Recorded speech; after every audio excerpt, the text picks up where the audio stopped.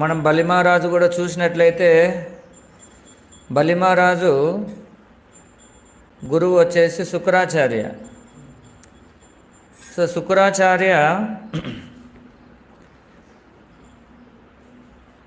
బలిమహారాజ్ శిష్యుడు కాబట్టి ఎన్నో ఉపదేశాలు చేస్తూ ఉంటారు.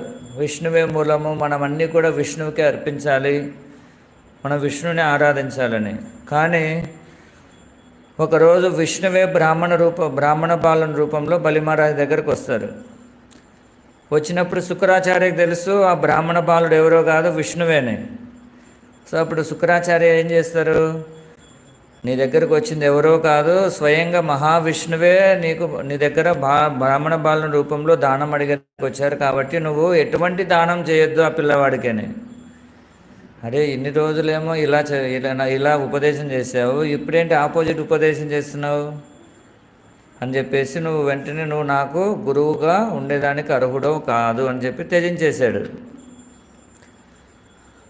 ఇప్పుడు స్వయంగా విష్ణువే వచ్చి దానం అడుగుతూ ఉంటే నువ్వు ఇంకా దానం చేయమని చెప్పాలి, కానీ నువ్వేం చేస్తున్నావు,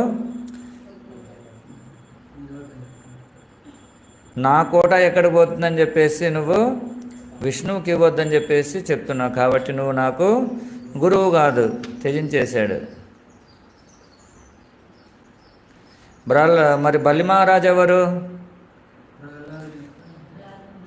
ప్రహ్లాద్ మహారాజు యొక్క మనవడు. వీళ్ళందరూ అసుర కులంలోనే జన్మించారు, కానీ గొప్ప గొప్ప భక్తులు, మహాజనులు.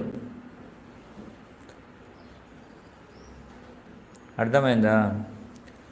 సో కాబట్టి మరి ఇంత గొప్ప గొప్ప భక్తుల సంబంధంలో భగవంతుడు లీలలు చేస్తున్నాడు. సాధారణమైనటువంటి భక్తుల ద్వారా లీలలు చేయడు భగవంతుడు.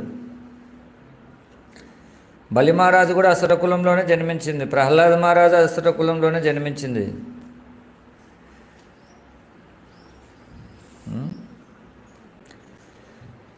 కాబట్టి ఇక్కడ ప్రహ్లాద మహారాజు ఏం చేశారు, తండ్రిని త్యజించి వేశాడు.